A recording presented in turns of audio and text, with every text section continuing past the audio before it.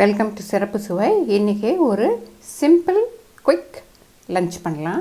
லஞ்சில் dinner எதுக்காக வேணாலும் பண்ணலாம். அதுக்கு நான் 400 கிராம் கேபேஜ் எடுத்து வச்சுருக்கேன், ஒரு சௌச்சவ் எடுத்து வச்சுருக்கேன். இப்போ இந்த சௌச்சவை கூட்டாக பண்ணலாம். அதுக்கு 50 கிராம் பயத்தம்பருப்பு எடுத்து அதை வாஷ் பண்ணி நான் அப்படி டைரெக்டாக போட போகிறேன். அதனால் ஒரு 2 டம்ளர் தண்ணி கொதிக்க வச்சுருக்கேன். அதில் நான் பயத்தம்பருப்பை போட போகிறேன். நீங்கள் குக்கரில் போடுறதானா இந்த பயத்தம்பருப்பு சௌச்சவை நல்லா கட் பண்ணிவிட்டு அதுக்கு தேவையான ஒரு 3/4 ஸ்பூன் உப்பு, கொஞ்சம் 1/2 ஸ்பூன் மஞ்சப்பொடி போட்டு 2 விசில் வச்சு எடுத்துடலாம். இப்போ நான் டைரெக்டாக போடுறதுனால கட் பண்ணி வச்சுருக்கேன் சௌச்சவை சின்ன பீசஸாக.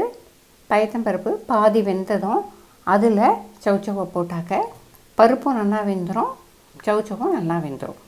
பாதி வெந்ததுக்கப்புறமா சௌச்சவை போடலாம். சௌச்சவை போட்டு கிளறி விட்டுறணும். கிளறிட்டு அதை ஒரு 5 நிமிஷத்தில் பார்த்தோம்னா சீக்கிரம் வெந்துடும் சௌச்சவ். அதனால் அதை எடுத்து பார்த்தோம்னா அது பாதி வெந்திருக்கும். அது பாதி வெந்திருக்கிற போது அதுக்கு தேவையான அளவு உப்பு நான் ஒரு 3/4 ஸ்பூன் போடுறேன். நீங்கள் தேவையான உப்பு போட்டுக்கோங்க. 1/2 ஸ்பூன் மஞ்சப்பொடி போட்டு அதை கிளறி விடணும். கிளறி விட்டால் அந்த உப்பு மஞ்சப்பொடி அதோடு சேர்ந்து நல்லா கொதிக்கும். இப்போ கேபேஜுக்கு நான் 1 ஸ்பூன் கடுகு, 1 ஸ்பூன் உளுத்தம்பருப்பு, 1/2 ஸ்பூன் ஜீரகம், ஒரு பச்சை மிளகாய் எடுத்து வச்சுருக்கேன். அடுப்பில் ஒரு கடாயை வச்சு கடாயை சுட்டதும் அதில் 1 டேபிள் ஸ்பூன் எண்ணெய் விட்டு எண்ணெய் நல்லா காஞ்சதும் அதில் இந்த கடுகு, உளுத்தம்பருப்பு, ஜீரகம், கருவேப்பிலை இதை போட்டு நல்லா வறுக்கணும். இப்போ கடுகும் ஜீரகமும் நல்லா பொரிஞ்சு உளுத்தம்பருப்பு நல்லா செவந்து வரும். அதில் கருவேப்பிலையும் நல்லா பொரிஞ்சிருக்கும். இது நல்லா வாசனை வரும். இப்போது அதில் கட் பண்ணி வச்சுருக்கிற கேபேஜை போடணும். கேபேஜை போட்டுட்டு அதை நல்லா பெரட்டி விடணும். இதை மிக்ஸ் பண்ணணும். நல்லா மீடியமில் வச்சுக்கணும் அடுப்பை, இல்லைன்னா கேபேஜ் வந்து கலர் மாறிடும்.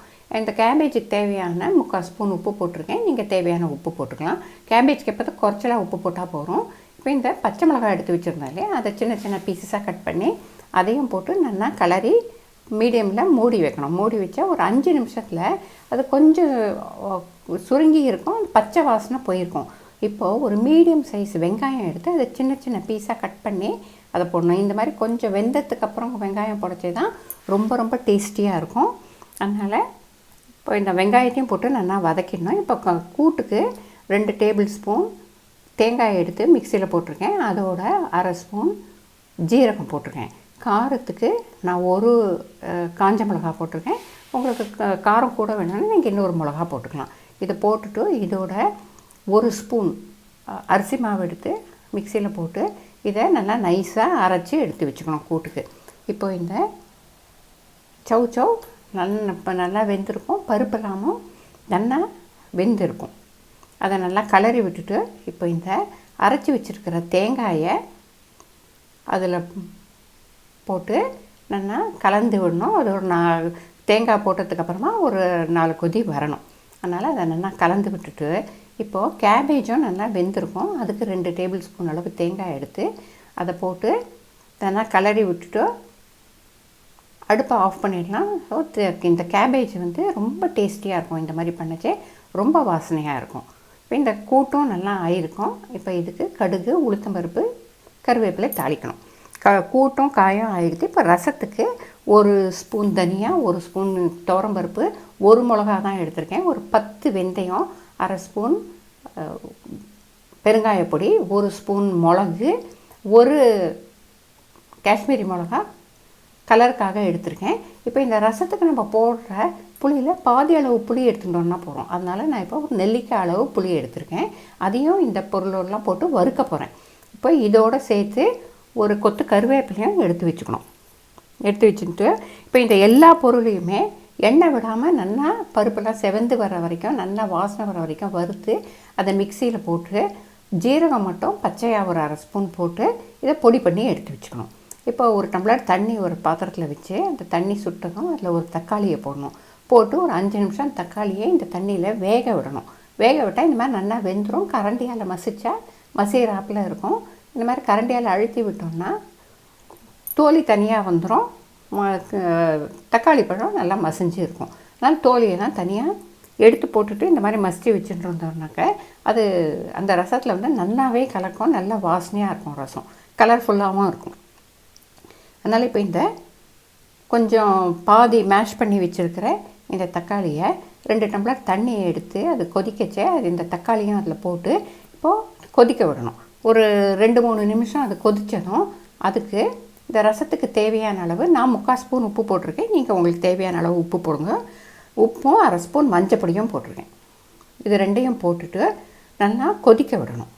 இந்த தக்காளியோடு சேர்ந்து இந்த உப்பும் மஞ்சப்பொடியும் கொதிக்கணும். இப்போ இந்த இன்ஸ்டன்ட் ரசத்துக்கு நம்ம பண்ணி வச்சுருக்கிற பொடி ரெடியாக இருக்குது. நல்ல வாசனையாக இருக்கும் இந்த பொடி. இது மாதிரி நீங்கள் வேணால் நிறையவும் பண்ணி வச்சுட்டு அப்பப்போ இன்ஸ்டண்ட்டாக இந்த ரசத்தை பண்ணிக்கலாம். இப்போ நான் இந்த எல்லா பொடியும் இந்த கொதிக்கிற ரச தண்ணியில் போட போகிறேன். போட்டுட்டு அதில் ஒரு 1/2 டம்ளர் தண்ணியை மிக்சியில் விட்டு அதை அலம்பி அதில் கொட்டிட்டேன்னா 2 கொதி வந்தால் போகிறோம். ரசம் ரெடி. வீடே மணக்கும். இதுக்கு கடுகு தாளிச்சிட்டு கொத்தமல்லி போட்டோம்னா ரொம்ப ரொம்ப டேஸ்டியாக இருக்கும். ரொம்ப ஈஸி இதை பண்ணுறது. இந்த சமையலை வந்து ஒரு 15-20 நிமிஷத்தில் பண்ணிடலாம். ரொம்ப பசியாக இருக்குச்சு இந்த மாதிரி ஒரு சமையலை பண்ணி சூடாக சாப்பிட்டா ரொம்ப ரொம்ப நல்லாயிருக்கும். இந்த கூட்டு இந்த மாதிரி பண்ணச்சே ரொம்ப டேஸ்டியாக இருக்கும். கேபேஜும் இந்த மாதிரி பண்ணிச்சே ரொம்ப ரொம்ப டேஸ்டியாக இருக்கும். இது இந்த ரசத்தோட இந்த காம்பினேஷன் ரொம்பவே நல்லாயிருக்கும். சாதத்தில் நெய்யை விட்டு இந்த கூட்டு போட்டு சாப்பிட்டோம்னா அப்போ வந்து அதனோட டேஸ்ட் வந்து அப்போ புரியும்.